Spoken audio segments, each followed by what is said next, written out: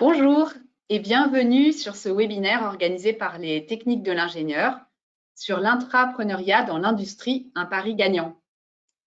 Nous accueillons Marc Evangelista. Marc, vous êtes expert et auteur pour les techniques de l'ingénieur.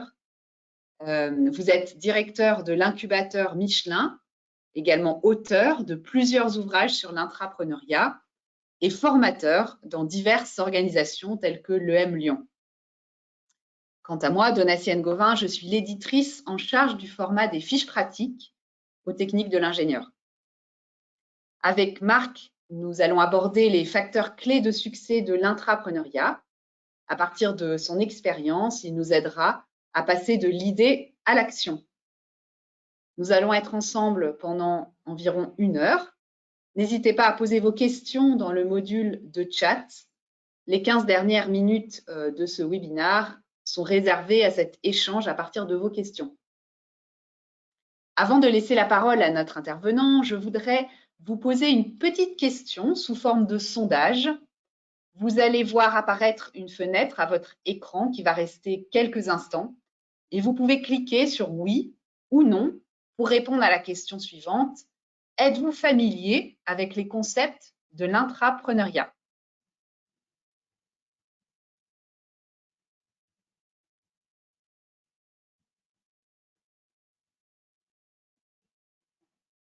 Alors, 73% d'entre vous ne sont pas familiers avec les concepts de l'intrapreneuriat. C'est bien. Du coup, ça va être une première approche. On a quand même, on a quand même un certain nombre d'entre vous qui connaissent. Alors, nous allons donc démarrer cet échange avec Marc Evangelista. Marc, comment décririez-vous l'intrapreneuriat et en quoi diffère-t-il de l'entrepreneuriat ? Merci, bonjour à tous, bonjour Donatienne. Donc effectivement, l'intrapreneuriat, peut-être que pour commencer à en parler, il faut donner sa définition. Et la définition, je dis, telle qu'elle a été acceptée, est de dire que l'intrapreneuriat, c'est une démarche par laquelle un ou plusieurs employés, en s'associant à leur organisation, s'engagent et portent à leur initiative des activités innovantes et créatrices de valeur. Donc la première grande différence qu'on peut dire, c'est qu'effectivement, ce sont des gens qui appartiennent à une association, à une organisation. Et c'est finalement la différence que l'on va avoir avec l'entrepreneur, qui lui, généralement, est complètement indépendant. Alors, cette notion d'appartenance à une organisation, elle est quand même relativement clé.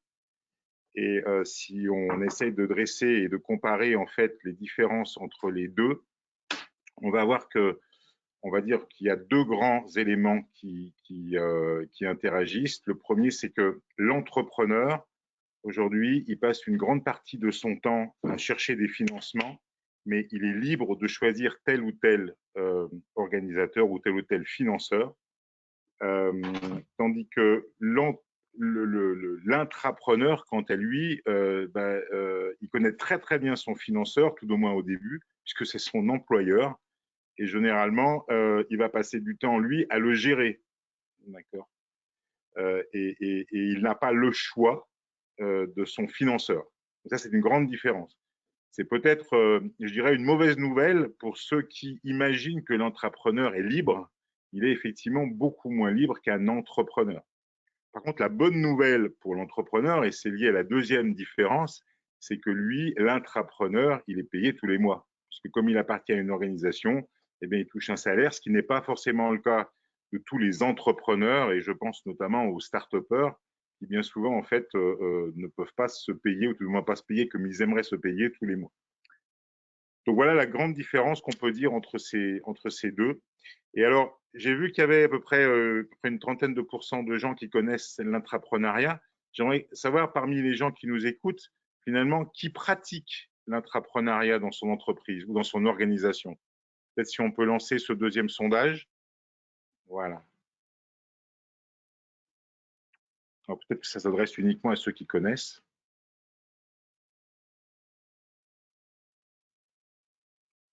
Avoir la réponse. Oui, 81%, Marc, ne pratiquent pas l'intrapreneuriat dans leur entreprise. Donc, bien. Presque 20, donc 19%. On va essayer, ça va être Ça va être un challenge alors.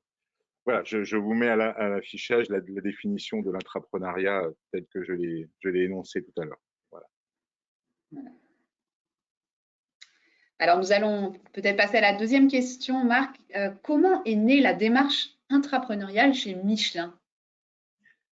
Alors, la démarche, en fait, elle est née il y a quelques années du besoin, en fait, de se réinventer. L'idée, c'était de redonner un coup de boost à l'innovation. Michelin est une société qui est connue pour innover. Mais si vous ne mettez pas régulièrement des coups de pied dans la fourmilière, bah, vous avez tendance en fait à stagner. Donc c'était l'idée. Et puis c'était aussi l'idée de se dire que Michelin, comme un certain nombre de grands groupes qui ont assis leur légitimité sur un produit relativement mûr ou mature ou des marchés matures comme le pneumatique, tente d'essayer de trouver de nouvelles sources de croissance pour le groupe. Ces marchés matures, bah si vous participez à un grand groupe, vous les connaissez. Ils n'ont pas forcément tendance, à vous apporter la croissance nécessaire, durable et profitable en long terme. Les produits se banalisent, le pneumatique comme d'autres d'ailleurs, et même si vous mettez régulièrement des innovations sur le produit en tant que tel, eh bien, cette innovation, généralement, vous permet de maintenir vos marges, et encore, parfois, c'est uniquement sur la partie de marché très premium, mais ne vous garantissent pas forcément de pouvoir avoir une croissance durable. Donc, l'idée, c'était effectivement de créer un environnement où on puisse développer des idées nouvelles et surtout que l'on puisse accueillir des porteurs d'idées. Cette notion est très importante parce que cet environnement de l'incubateur, il est essentiellement focalisé sur les intrapreneurs, ceux qui vont porter les idées, que ce soit la leur ou des idées qu'on leur propose.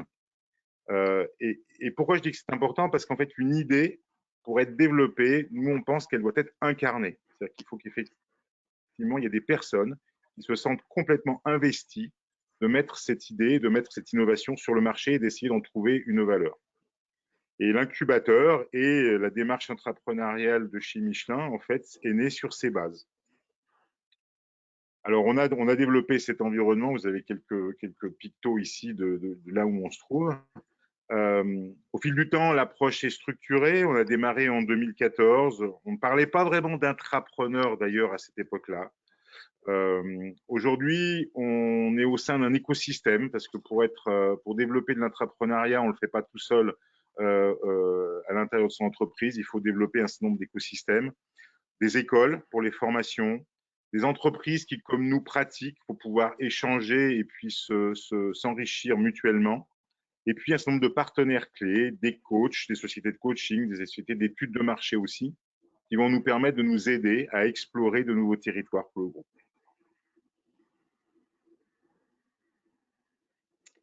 Et quels sont, d'après vous, les points clés qui font le succès d'un programme intrapreneurial tel que celui que vous avez pu mettre en œuvre chez Michelin? Alors, on peut en citer beaucoup. Je vais essayer d'en faire une petite liste. J'ai eu l'occasion de rencontrer un certain nombre d'organisations similaires à la nôtre, ainsi que des académiques qui travaillent sur ce sujet. Il faut dire d'abord, avant de citer quoi que ce soit, que chaque organisation est très différente et les difficultés auxquelles l'organisation va être confrontée sont aussi relativement différentes. Il faut prendre le point de départ, d'accord, le point de départ de l'entreprise, sa culture notamment, et je pense surtout sa culture vis-à-vis de l'innovation et vis-à-vis de la prise de risque. Parce qu'une aventure intrapreneuriale, c'est quand même avant tout de la prise de risque. Alors, on peut citer quand même quelques points clés communs à ces grandes organisations. Le premier, c'est simplement comprendre ce que c'est que le mot exploration et en quoi une exploration diffère d'une exploitation. Alors, le terme exploitation, il peut être vu de façon assez péjorative, hein, mais je pense qu'on se comprend. Hein, c'est une société qui a un business établi sur un marché donné et dans l'exploitation de ce business sur son marché. Et l'exploration, c'est avant tout quelque chose de très différent. L'exploration, comme je disais, c'est des risques, c'est des échecs. Lorsqu'on fait des explorations, toutes les explorations ne vont pas forcément aller jusqu'au bout. Donc, il faut accepter une culture d'échec, ce qui généralement n'est pas quelque chose qui est tolérable dans un monde d'exploitation. Les grands groupes travaillent en mode projet souvent, et quand un projet, c'est un échec du projet, c'est une catastrophe. En exploration, en fait, on va rechercher des petits échecs pour pouvoir mieux rebondir et avancer sur notre initiative. Donc, l'échec fait partie de la vie. Alors, je cite l'échec parce que c'est relativement, je dirais, très, très clair et c'est un point important que tout le monde appréciera. Il y a un certain nombre d'autres types de points clés qui font que le monde de l'exploration n'est pas le monde de l'exploitation et il faut pouvoir le comprendre. Il faut que tout le monde puisse le comprendre. La deuxième chose, en fait, c'est que pour explorer, c'est quand même beaucoup mieux d'avoir une structure indépendante, justement parce qu'on n'explore pas comme on exploite, et que ces structures soient supportées par le top management. Pourquoi supporter par le top management? On aura l'occasion peut-être d'y revenir.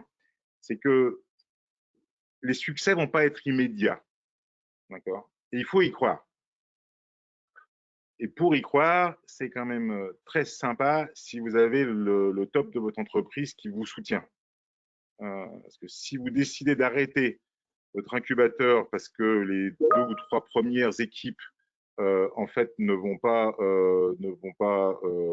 avoir le succès que vous imaginez, eh ben c'est sans doute une grosse erreur. Donc il faut être obstiné, il faut être supporté. La troisième chose que l'on peut dire, c'est le mindset. Il va falloir créer un mindset d'entrepreneur. Alors, on s'entend bien, c'est vrai, les employés des grandes organisations, parfois, ont des attitudes d'entrepreneur, mais au jour le jour, c'est pas ce qu'on leur demande. D'accord? Donc, il va falloir créer ce mindset d'entrepreneur. Il va falloir donc sans doute les former. Nous, on utilise beaucoup ce qu'on appelle les principes d'effectuation. D'ailleurs, il y a une fiche qui est consacrée à ces principes-là. C'est-à-dire apprendre à faire avec ce qu'on a, apprendre à raisonner en perte acceptable. En fait, c'est se doter d'un certain nombre de réflexes qu'ont les entrepreneurs pour pouvoir explorer correctement au sein de son organisation. L'autre chose qu'on peut aussi indiquer, c'est la partie en fait formation et développement des personnes. On ne devient pas intrapreneur comme ça. Il y a des choses à mettre en place, il y a des compétences à développer. Et quoi de mieux pour les développer que d'avoir une formation adéquate qui, en plus, si vous mettez en place une formation qui peut être certifiante, ne peut être que très intéressante et ne peut qu'attirer en fait les personnes de votre entreprise. Donc, cette notion de développement des compétences est très importante. Et puis, une raison de plus que l'on peut dire sur le développement des compétences, c'est, comme je l'ai dit précédemment, une exploration, c'est risqué. Donc, il est fort possible que vos intrapreneurs n'arrivent pas à trouver de sortie positive, c'est-à-dire de trouver de business models qui vont permettre de mettre leur idée sur le marché. Donc, ces personnes-là devront réintégrer votre groupe sur des postes existants, plus des postes qui dépendent de la partie exploitation. Et il faut que cette aventure qu'ils ont eue d'intrapreneuriat, ils puissent la valoriser. Donc, quoi de mieux que d'essayer d'augmenter leurs compétences pour que lorsqu'ils retourneront dans des postes plus classiques, ils puissent les mettre à profit et ainsi avoir une augmentation et faire que cette expérience d'intrapreneur soit positive pour vos employés. Et puis, dernièrement, sans doute, il faut se donner du temps. D'accord? Je l'ai déjà dit. Se donner du temps, c'est important. Beaucoup de top management d'entreprises que j'ai rencontrés imaginent qu'on peut créer une licorne en quelques mois parce que forcément, on est meilleur que les autres. Bon, si vous reprenez l'histoire des licornes, vous verrez que généralement, ce n'est pas une affaire de quelques mois, c'est même une affaire de plusieurs années. Donc, il faut se donner du temps, il faut se donner du temps pour réussir, il faut se donner du temps pour développer ces nouvelles activités et découvrir ces nouveaux territoires. Voilà les points clés, Donatien. Comment mesurez-vous le succès d'un tel programme?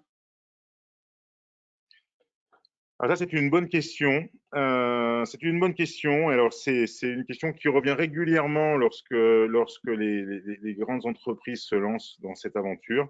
Il faut partir, je crois, de l'idée de se dire que c'est de l'exploration et que, en fait, le succès en exploration, il ne se mesure pas de la même façon que le succès en exploitation. Il faut se dire que, encore une fois, l'échec fait partie de la vie de l'explorateur. Et donc, un des points clés, c'est qu'il faut que votre programme fasse que l'on ne va pas s'entêter. Mon expérience chez Michelin et aussi ailleurs m'a montré que pour un grand groupe, arrêter un projet, c'est très compliqué. Il y a toujours une bonne raison de continuer. Or, en exploration, on ne peut pas se permettre de se dire je vais constamment continuer. À un moment donné, il faut se dire il n'y a rien à faire. Il faut savoir arrêter l'aventure. Alors pour cela, nous prenons en compte en fait trois paramètres. D'abord le temps, le temps passé ou l'argent dépensé. D'accord, c'est à peu près la même chose. Choisissez l'un ou l'autre, mais généralement l'argent que les équipes d'exploration dépensent, plus elles avancent, plus elles dépensent. Donc à un moment donné, il y aura plus d'argent pour explorer. Donc vous mesurez le temps passé et l'argent. Ensuite, ce qui est important de se poser comme question, c'est la taille du marché accessible. C'est-à-dire que vous avez une idée du marché sur lequel cette idée peut se développer. Comme on dit, la taille du gâteau. Hein. Et il faut bien toujours se poser la question, est-ce que mon marché, il a toujours la taille que j'imagine? C'est-à-dire qu'au fur et à mesure que j'avance dans mon exploration, au fur et à mesure que j'apprends des choses, est-ce que finalement, mon gâteau, il a plutôt tendance à grandir ou il a plutôt tendance à diminuer? Parce que si mon gâteau diminue, ça veut dire qu'il n'y a plus de marché et ça veut dire qu'il faut arrêter. D'accord? Donc, il faut toujours s'assurer que le marché accessible, il présente des caractéristiques qui font qu'elles sont intéressantes pour pouvoir développer un business. Et puis enfin, la dernière chose, c'est la notion de dérisquage. C'est-à-dire que l'équipe, lorsqu'elle avance, tels des explorateurs, ils vont regarder, ils vont apprendre. Et petit à petit, ils doivent dérisquer, c'est-à-dire qu'ils doivent valider des hypothèses. Alors, chez nous, on les pousse à travailler la désirabilité, à travailler la faisabilité, à travailler la viabilité et à émettre des hypothèses et essayer de valider ces hypothèses. Donc effectivement, une équipe qui va avoir sa désirabilité bien sous contrôle parce qu'elle l'a prouvé auprès de clients. Ensuite, si elle arrive à faire quelque chose de faisable, elle a un objet, elle a quelque chose qui est faisable, et puis quand elle montre que c'est viable de pouvoir vendre cet objet ou ce service sur ce marché-là, et on a complètement dérisqué. Donc, on mesure le progrès de nos équipes suivant ces trois paramètres. Et le succès, ça va être le succès du programme, ça va être la capacité à prendre en compte ces trois paramètres, à savoir arrêter quand on se dit qu'il n'y a plus rien derrière, d'accord? Ou au contraire, lorsque les hypothèses se valident très vite et que le marché est très intéressant, savoir accélérer et savoir donner les moyens pour aller encore plus vite sur le marché. Concrètement, quelles sont les fonctions que vous avez mises en place dans l'incubateur ou bien celles avec lesquelles vous interagissez régulièrement? Alors, un incubateur, généralement, c'est quand même une structure qui est assez lean. D'accord. Donc, à l'intérieur de l'incubateur, pour notre part, on a essentiellement des coachs, c'est-à-dire des gens qui vont accompagner les équipes d'intrapreneurs, les accompagner sur la méthodologie, les accompagner sur leur façon d'être, sur leur façon de présenter les choses, pour avoir une communication convaincante, hein, pouvoir exprimer des idées très rapidement, savoir gérer aussi les parties prenantes de l'entreprise. Hein, je l'ai dit au départ, l'intrapreneur va devoir gérer son employeur qui est son financeur. Parfois, son employeur, il a envie, mais au bout d'un moment, il n'a plus envie. Donc, il y a une notion toujours d'ambiguïté qui s'installe. Et donc, il va falloir qu'il gère tout ça. Donc, le coach, il va vraiment essayer d'aider dans ce sens-là. Donc, il va être une aide, un support, en essayant de travailler de façon bienveillante. Et puis, comme on est un intrapreneur, pardon, et qu'on n'est pas entrepreneur, il y a un certain nombre de connexions avec l'entreprise qu'il va falloir prendre en compte. Alors, ces connexions, c'est quoi? D'abord, le service du personnel. D'accord? Pourquoi? Parce que dans ce genre de programme, Vous avez des entrées-sorties, vous êtes constamment en train d'embaucher, rechercher des intrapreneurs, les identifier, travailler leurs compétences, les formations. Et puis lorsque les aventures sont des succès, il va falloir pouvoir faire le transfert de ce personnel peut-être vers une nouvelle entité, peut-être à l'intérieur de l'entreprise aussi comme un produit, c'est-à-dire que ça va se transformer en produit vendu, en division interne. Au contraire, ça peut peut-être imaginer même être une JV. Donc, vous avez vraiment besoin de cette fonction personnelle, avoir une connexion relativement forte avec les personnes de votre entreprise qui sont dans cette organisation. La communication, c'est aussi très important. Vos intrapreneurs vont devoir communiquer, ils vont devoir sortir assez rapidement pour notamment tester la désirabilité. Alors, c'est quelque chose, chez Michelin, on est un petit peu sensible parce que nous, qui dit Michelin dit Bibendum. Bibendum, ça a une image de marque à l'extérieur. Donc, lorsqu'il communique, il transporte quand même quelque peu cette image.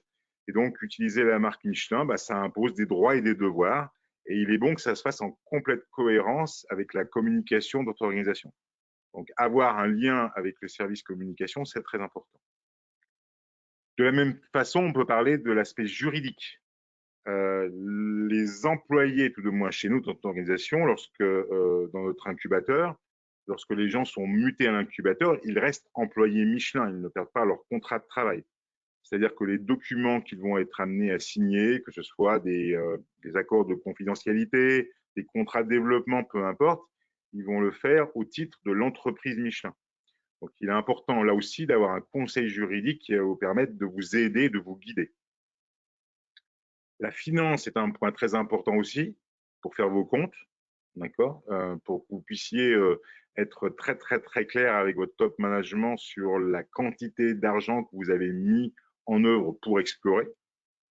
Et puis enfin, puisque ces petites équipes généralement ont aussi besoin d'acheter, qu'elles n'ont pas le temps, qu'elles font ça en mode très rapide, en boucle courte, les processus d'achat classiques d'un grand groupe ont du mal à s'appliquer.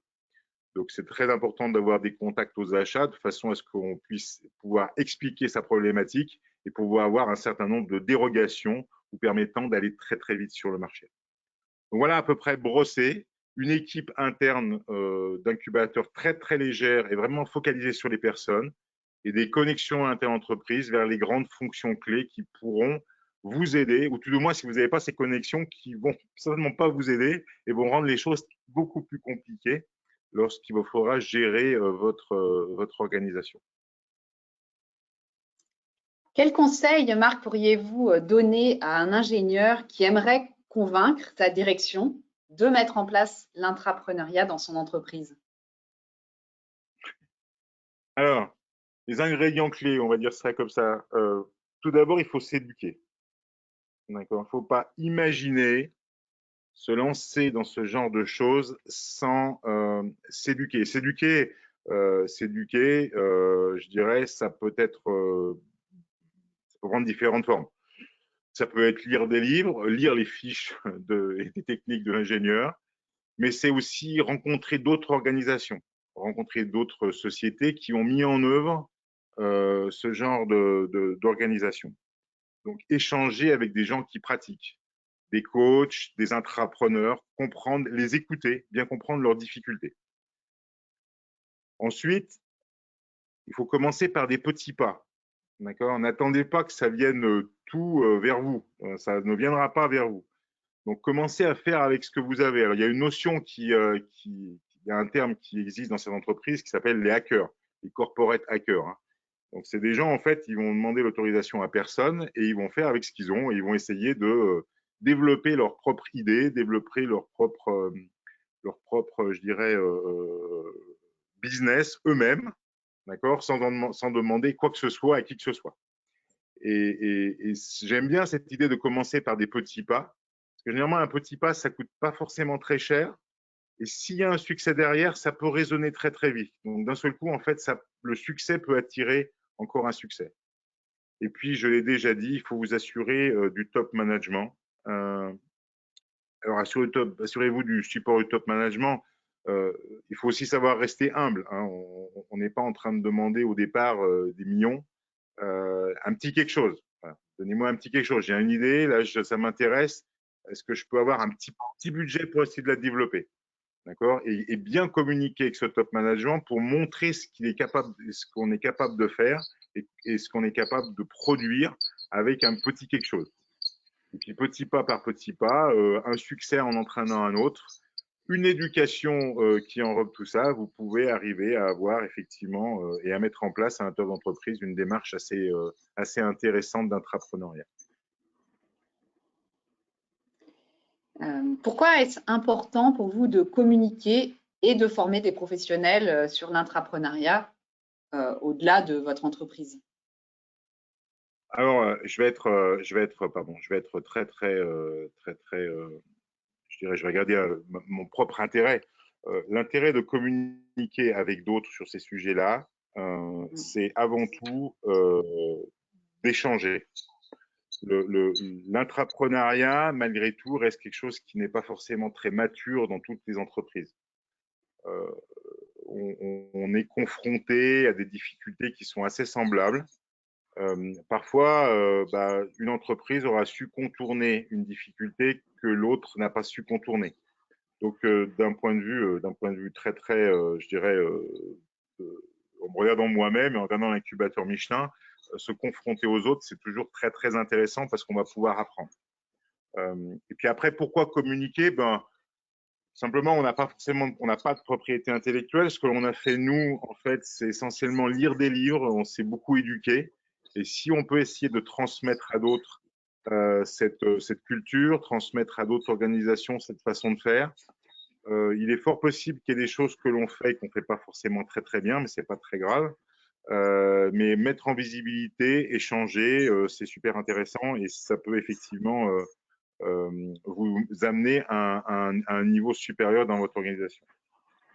Et puis, vous avez aussi ce mouvement de l'intrapreneuriat. C'est quand même un mouvement que vous pouvez constater si vous regardez notamment les écoles. Il y a beaucoup d'écoles maintenant qui proposent des spécialités d'intrapreneurs, des écoles d'ingénieurs, des écoles aussi de commerce. Et ce développement de l'intrapreneuriat, je dirais, existe. Vous avez même des MBA qui sont sur l'intrapreneuriat. Je pense qu'elle répond à une attente des employés et une attente des jeunes générations.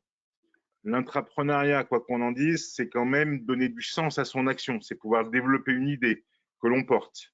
D'accord? Donc, ça répond aux besoins des employés de votre organisation et aussi des jeunes générations de donner du sens. Ça, c'est un point relativement important. Donc, tout ça fait qu'effectivement, partager l'expérience qu'on peut avoir sur ce domaine-là, eh bien, c'est quelque chose dont on en retire toujours quelque chose, même soi-même. Voilà. Et puis, peut-être si on peut faire grandir la communauté d'entrepreneurs, ça peut être aussi quelque chose qui est intéressant. Donc, une des manières que vous avez de partager votre expérience et de former, eh ben, ça a été par la rédaction de fiches pratiques pour les techniques de l'ingénieur. Donc, comment avez-vous structuré ces fiches pratiques? Quels sont aussi les atouts de ces fiches pratiques par rapport à d'autres publications sur l'intrapreneuriat? Alors, ce qui est intéressant avec les fiches, alors c'est d'abord j'avais écrit d'autres ouvrages, donc il a fallu que je rentre dans la méthodologie des fiches. Ce qui est intéressant en fait, c'est que chacune de ces fiches est très pratique. Donc j'ai essayé tout de moins d'être très très pratique sur chacune des fiches, en essayant de découper un programme d'entrepreneuriat en modules, alors plus ou moins profonds, plus ou moins larges. Les sujets sont plus ou moins larges, donc ça peut répondre à la fois à des personnes qui veulent du très général, d'accord, ou à des personnes qui veulent du très particulier pour résoudre des problèmes, je dirais, très concrets. Donc, le plus général, ça sera sans doute à tous ceux qui nous écoutent et qui n'ont pas du tout eu d'exposition à l'entrepreneuriat. Ceux qui ont déjà une exposition à l'entrepreneuriat ont sans doute des questions beaucoup plus précises. Et vous trouverez aussi là des fiches qui sont très précises avec une notion très pratique de mise en œuvre et des templates qui pourront vous permettre de mettre en œuvre des méthodologies de façon très concrète et de façon très rapide. Sur la partie intrapreneur, en fait, en gros, il y a 3 thématiques qui se dégagent des fiches. La première, c'est le management de l'innovation intrapreneuriale, donc je dirais de façon assez large, avec des fiches qui vont vous expliquer comment comprendre le processus d'innovation, comment définir des objectifs du programme, on en a parlé juste avant, ou même simplement comment on peut gérer des flux d'idées de vos employés. Donc ça, c'est tout ce qui est la partie management de l'innovation intrapreneuriale. Et puis, il va y avoir une partie qui va être plus sur l'organisation, comment on s'organise justement pour traiter toutes ces idées et comment on s'organise aussi pour accueillir et développer des entrepreneurs, avec des fiches sur comment crée-t-on un environnement de type start-up, comment on met en place des formations, ou pour aussi illustrer une des questions que vous m'avez posées juste avant, quelles sont les questions clés et comment on peut, quelles sont les fonctions clés de l'entreprise et comment on peut les relier au programme d'entrepreneuriat. Et puis, il y a une dernière partie qui va être plutôt sur l'accompagnement des équipes. L'accompagnement des équipes au sens large, c'est-à-dire pas uniquement les équipes d'intrapreneurs, mais aussi des équipes, je dirais, de l'ensemble de notre organisation. On va parler de vocabulaire. Nous, c'est un point sur lequel on a beaucoup insisté chez nous pour essayer de déconnecter le monde de l'exploration dans le monde de l'exploitation. On a créé un vocabulaire précis lorsqu'on explore. Par exemple, on évite d'utiliser le mot projet. Le mot projet, il est vraiment un mot qui est utilisé dans le domaine de l'exploitation. Nous, on va parler d'autre chose, on va parler d'initiative. Voilà, donc il y a un certain nombre de vocabulaire et qui vous retrouvez dans une des fiches. On va regarder comment mesurer la progression des équipes, bien sûr, et puis tout ce qui touche à la gestion des parties prenantes, notamment la gestion de votre employeur, parce qu'il va falloir le gérer, bien entendu. Donc voilà, donc je pense elles vont répondre à la fois, comme je disais, à ceux qui veulent commencer à mettre en œuvre un programme, mais aussi à ceux qui ont une première expérience et qui voudront creuser dedans. Chacun pourra piocher là où les fiches qui correspondent à son besoin au moment où celui-ci apparaît. Merci Marc.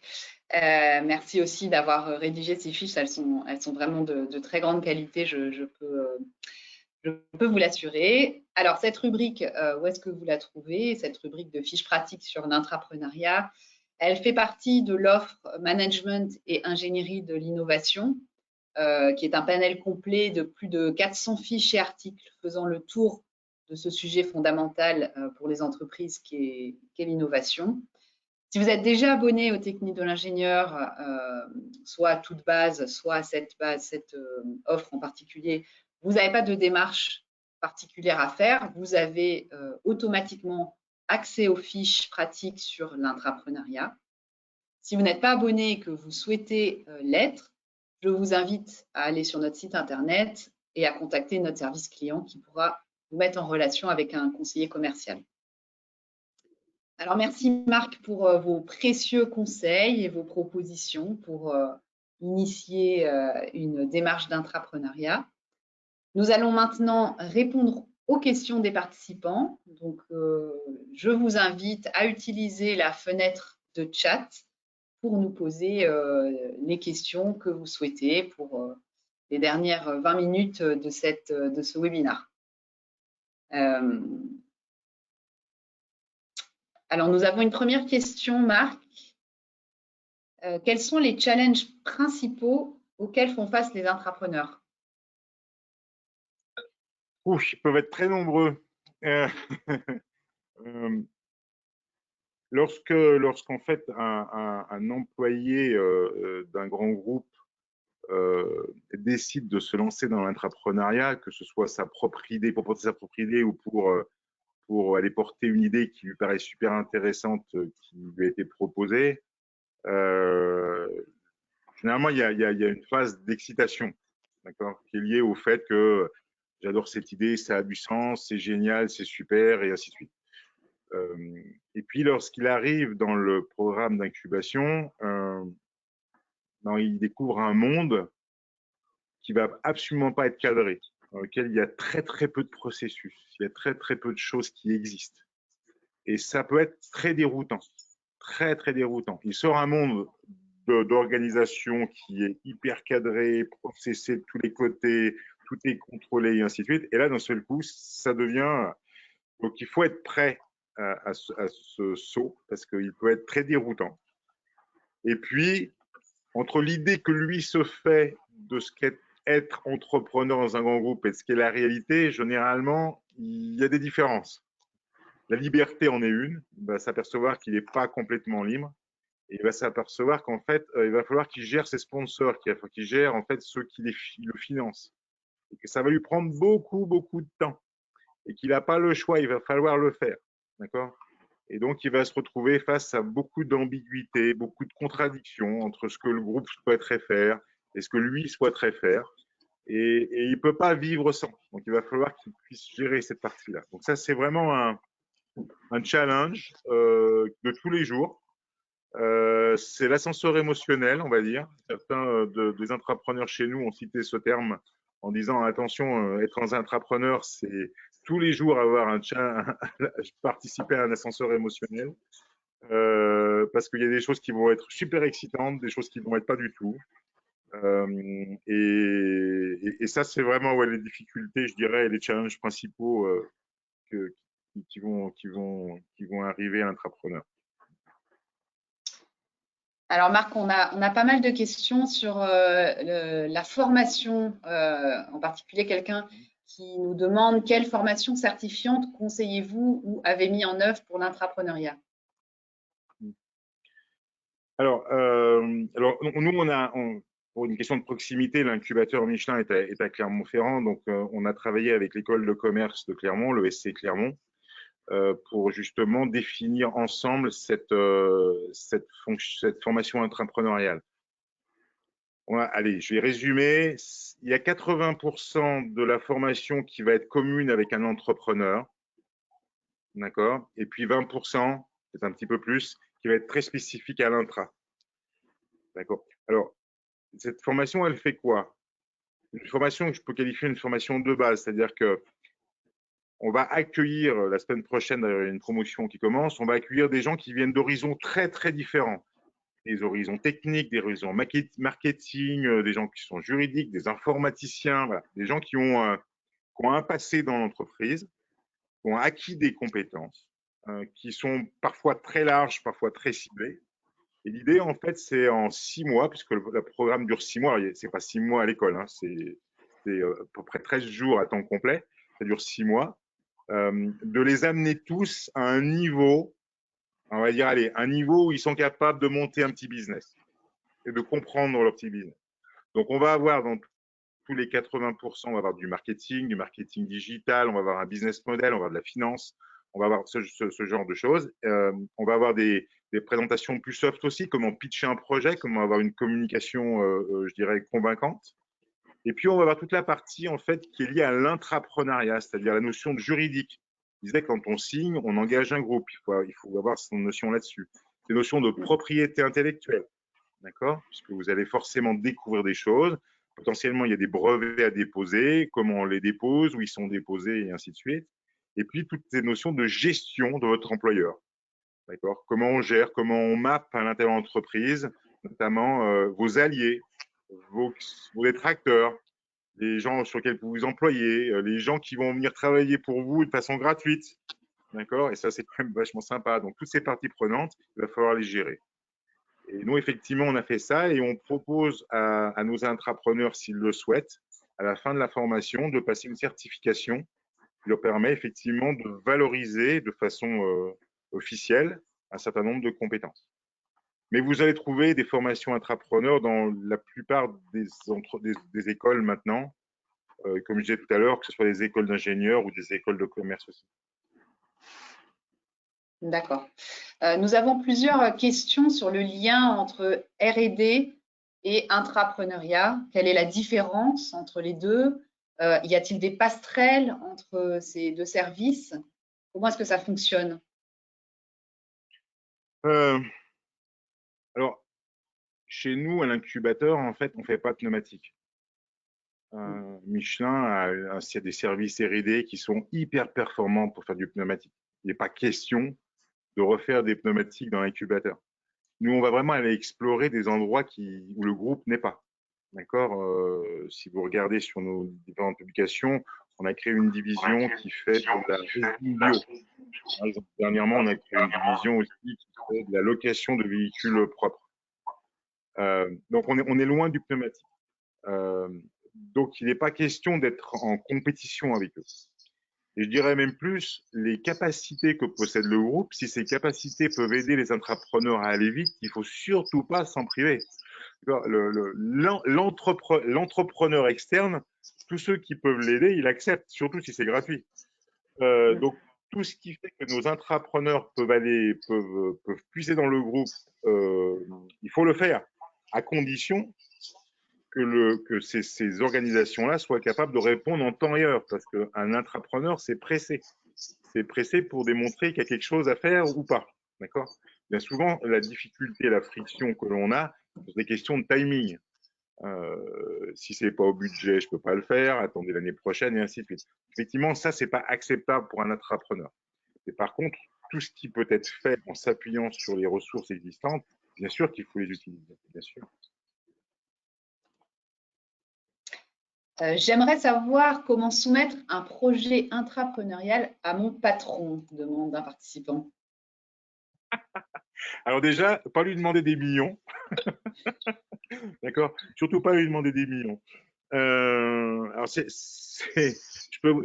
peux vous expliquer un petit peu comment c'est fait chez nous, mais si vous n'avez pas d'organisation chez vous, ça va être un petit peu plus compliqué. Mais quand même, en fait, nous on a une espèce de boîte à idées digitale.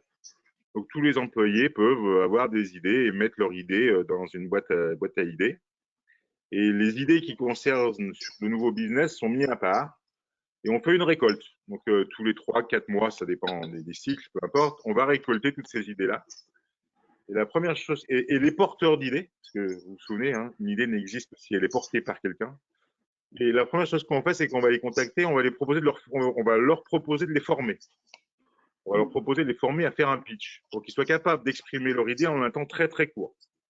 D'accord?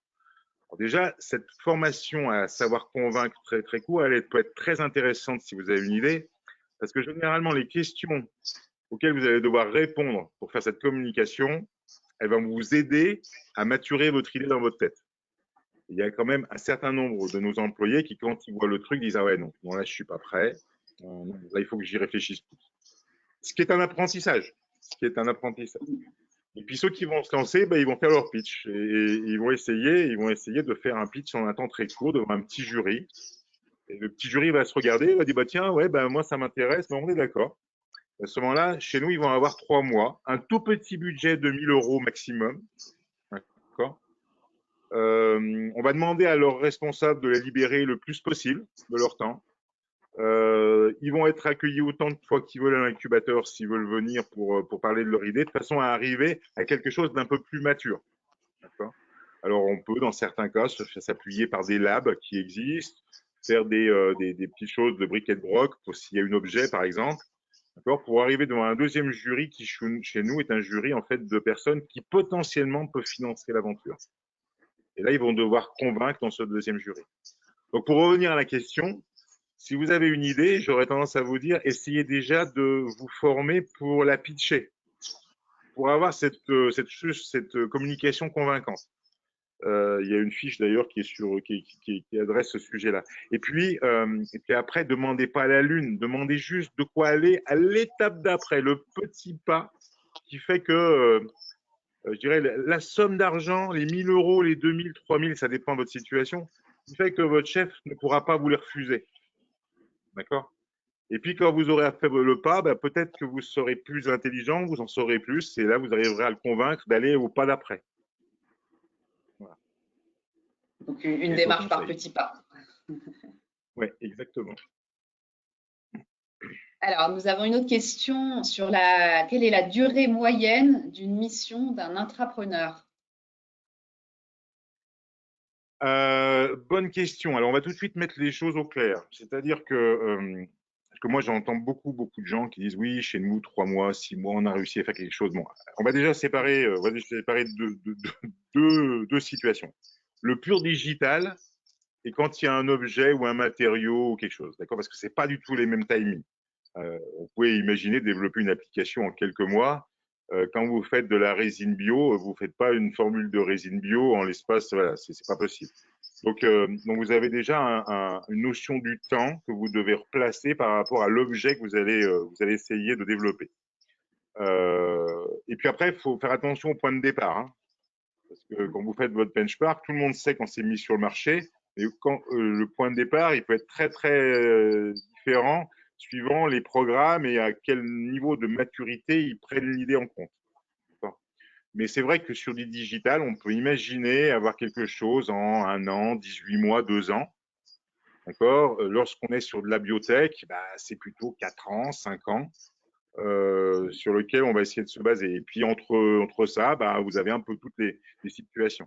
Je pense que ce qui est important, c'est pas forcément la durée, c'est cette notion de se dire au départ, et je vous parlais tout à l'heure de la notion de perte acceptable, c'est qu'est-ce que vous êtes prêt à mettre sur la table pour avancer.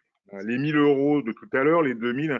Et puis, quand on a fait ça, est-ce que vous êtes capable de faire vibrer quelqu'un qui va vous donner encore un petit financement pour aller à l'étape d'après? Et en quoi ce quelqu'un va être prêt à prendre des risques avec vous pour avancer? Et si bah, c'est plusieurs mois, bah, c'est plusieurs mois. Si c'est plusieurs années, c'est plusieurs années. Voilà. Alors, une question intéressante aussi, l'intrapreneuriat peut-il être mis en place dans une start-up ou faut-il appartenir à un grand groupe pour pouvoir le mettre en place? Bah oui, par définition, il faut appartenir à un grand groupe, puisque la définition de l'entrepreneuriat, c'est des employés qui font ça au sein d'une organisation. D'accord. Donc, oui, le start-upper, il est plutôt entrepreneur. C'est ça. C'est un peu la différence entre les deux situations. Alors, une autre question, comment l'intrapreneur peut-il concilier le besoin de s'entourer, de trouver des ressources externes et la protection de la propriété intellectuelle? Alors, il y a un des principes d'effectuation, là aussi, vous retrouvez dans les fiches, qui dit, en fait, il faut créer le patchwork fou. C'est-à-dire qu'en fait, lorsque vous explorez, il faut vous attacher à trouver toutes les parties prenantes qui vont vous permettre d'aller vite. Alors, vous avez, on l'a cité, tous les gens à l'intérieur de votre entreprise, puis vous avez tout ce qui se trouve à l'extérieur de l'entreprise. Effectivement, en gros, vous pouvez imaginer qu'il y a deux types de parties prenantes qui sont très intéressantes. Vous avez ceux qui vont vous permettre de donner des chaussures qui vont permettre d'avancer plus vite. D'accord. Vous imaginez mettre sur le marché quelque chose de très différent. Vous avez besoin d'un procédé. Vous ne connaissez pas ce procédé. Vous allez trouver quelqu'un qui a ce procédé-là ou qui a quelque chose de très similaire. Il n'est pas dans le marché que vous voulez adresser, mais il a quelque chose de similaire. Vous vous associez avec cette personne-là pour aller plus vite. Vraiment, aller plus vite. Puis vous avez un autre type de partie prenante, c'est ceux qui sont sur le marché que vous voulez adresser.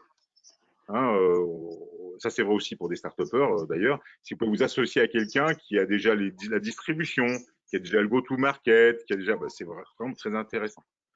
Mais dans tous les cas, lorsque vous allez faire ça, bah, effectivement, il va falloir accepter de partager un peu de valeur. Parce que d'abord, avec ces personnes-là et ces groupes-là et ces sociétés, vous allez co-construire. Donc, il est fort possible que vous créez de la propriété intellectuelle ensemble. Donc, il faut être très, très clair au départ sur cette propriété intellectuelle. Elle va appartenir à qui? Aux deux, à l'un. Et si on n'arrive pas jusqu'au bout, qui la récupère? Comment on la récupère? C'est des discussions, de négociations à avoir. Mais dans tous les cas, la personne qui vous aide, c'est assez normal qu'elle participe aussi au partage de la valeur. Parfois, dans les grands groupes, vouloir partager la valeur de ce qu'on possède, c'est pas très facile. D'accord. Mais il faut mettre ça en face de la vitesse que vous pourrez avoir en vous associant pour aller sur le marché. Oui, d'accord. Autre question, que se passe-t-il quand un intrapreneur constate que son exploration ne peut pas aboutir? Il faut leur demander, c'est généralement un moment un peu compliqué. D'abord, c'est pas un moment, on se lève pas le matin en se disant ça y est, mon truc n'aboutit pas. C'est quelque chose qu'on réalise au fil du temps. On n'arrive pas à dérisquer, on n'arrive pas à trouver du grip en interne pour financer son aventure. On sent bien que c'est compliqué.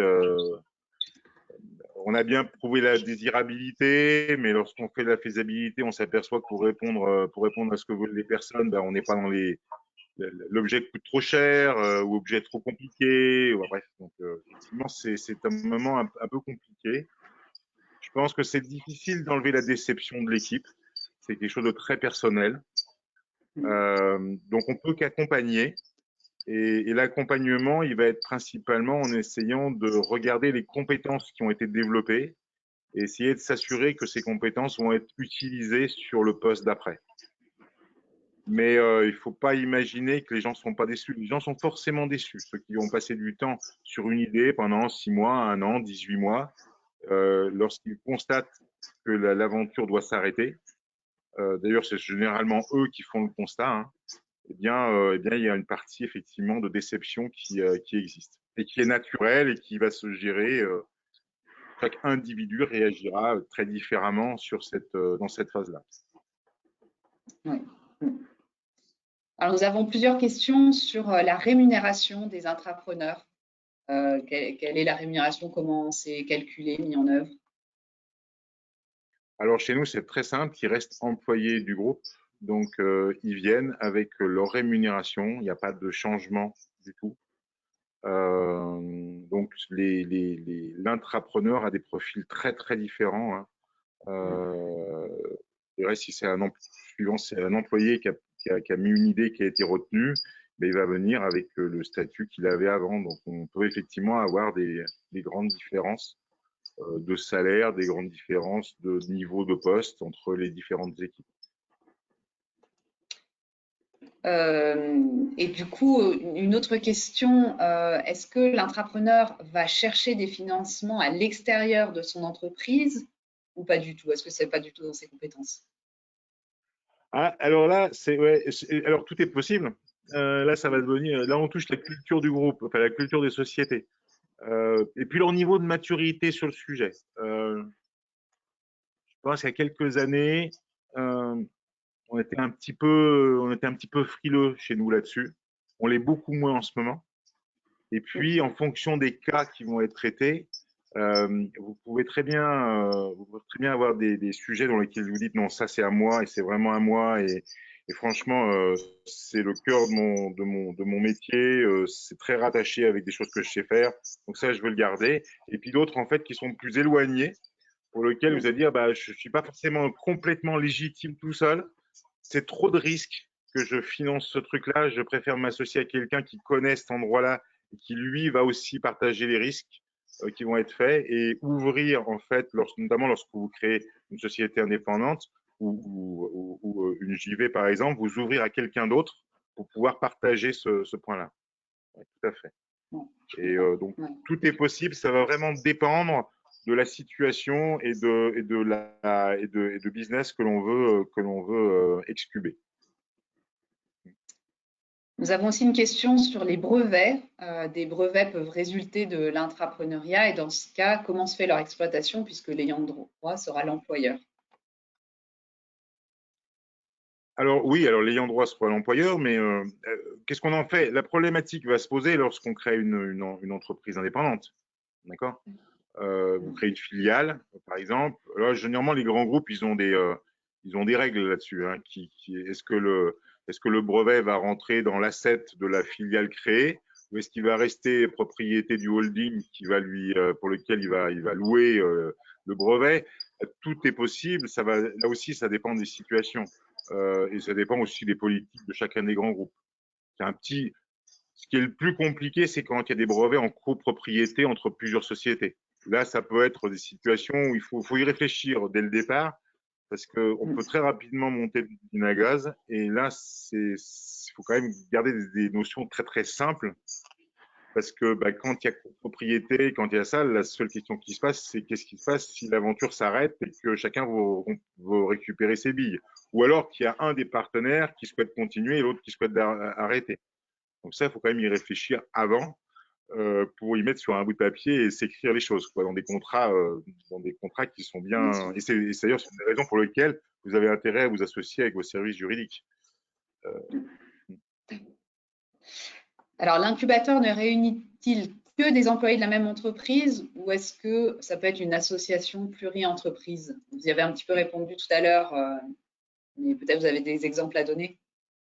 Alors, pour l'instant, ceux que je connais, c'est uniquement l'incubateur d'une entreprise. Néanmoins, peut-être d'ailleurs certains sont, je sais pas, qui nous écoutent, un peu ça, on a failli accueillir des équipes entrepreneuriales d'une autre société l'année dernière. Peut-être que ça se fera. C'est quelque chose qui peut être sympathique, c'est quelque chose qui peut être apprenant. Là encore, il faut faire attention parce que on va avoir toutes ces difficultés de propriété intellectuelle, hein, créées, donc il faut qu'on soit clair là-dessus. Mais partager en fait les ressources d'accompagnement, oui, pourquoi pas. À ma connaissance, je ne pense pas que ça soit fait, mais c'est pas impossible de l'imaginer. Ouais.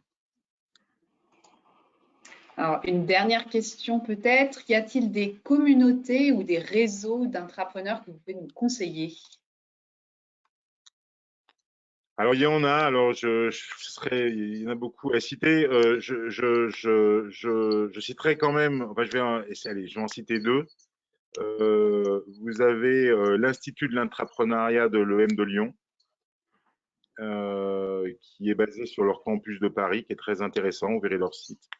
Et vous avez une communauté aussi Facebook qui s'appelle les Intrapreneuses, qui essaye justement de promouvoir ce qu'est l'intrapreneuriat au sens des organisations, notamment pour ceux qui ont des difficultés pour pouvoir, chez eux, devenir les hackers de leur entreprise. Voilà. Mais il y en a d'autres, hein, encore une fois, Ouais. regardez, allez sur Google, vous en trouverez plein. Je cite simplement les deux que je connais, et je ne cherche pas à leur faire de la pub, enfin aussi peut-être un petit peu, mais voilà. Ce qui est sûr, c'est que ne restez pas seul. Ouais. Alors peut-être avant de nous quitter, on a une dernière question sur les profils des intrapreneurs. Quels sont les profils professionnels qui sont intéressants d'avoir dans une équipe d'intrapreneurs? Ça peut être très très varié, il faut se méfier parce qu'en fait, les profils que vous connaissez de votre entreprise, c'est des gens qui sont, qui sont dans l'exploitation généralement et Ouais. qui se révèlent dans ce domaine-là. Donc, il faut imaginer ce que ces gens donneraient dans une mentalité d'explorateur. D'accord. On aime bien quand l'œil brille, quoi. Quand l'œil brille, quand la personne a la volonté de. Nous, en fait, il y a une chose qui est importante, c'est que lorsque l'idée est un petit peu maturée, on ne part pas du départ, hein, à un moment donné, pour rentrer à l'incubateur, il faut accepter de quitter son poste. D'accord. Sans aucune promesse de durée de vie dans l'incubateur. Parce que le principe que l'on a chez nous, en fait, c'est qu'on va financer, enfin, on va avoir un budget d'amorçage, tout comme les startups. Et ce budget, il est calculé en gros pour une durée de vie de 18 mois. Donc, il faut que la personne soit capable de se dire, je vais quitter mon poste pour quelque chose qui va durer peut-être que 18 mois, voire moins. D'accord. Et c'est déjà un pas important pour ce qui est de la motivation. Et l'œil qui brille, l'envie de partir d'une feuille blanche, être à l'aise avec l'ambiguïté, être à l'aise dans des situations qui sont pas simples.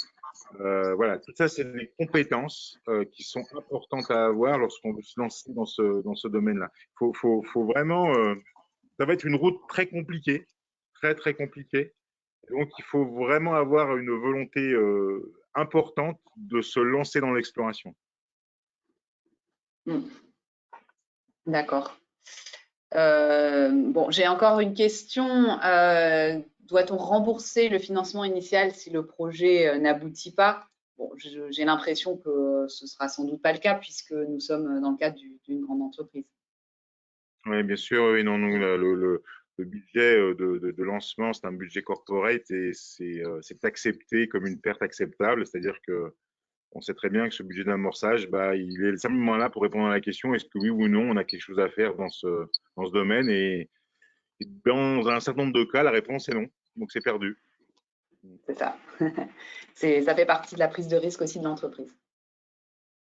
Très bien. Exactement. Bah, écoutez, Marc, je vous remercie beaucoup au nom des participants, du temps que vous nous avez accordé. Merci aussi à vous tous d'avoir posé autant de questions intéressantes qui nous ont permis de creuser la matière. J'espère que ce webinaire vous aura donné envie de vous lancer dans une démarche d'entrepreneuriat ou en tout cas d'en savoir plus. Dès demain, vous pourrez consulter le replay sur notre site internet Technique de l'ingénieur. Je vous remercie et je vous dis à bientôt pour un prochain webinaire des techniques de l'ingénieur. Merci, Donatienne. Merci à tous. Merci Marc.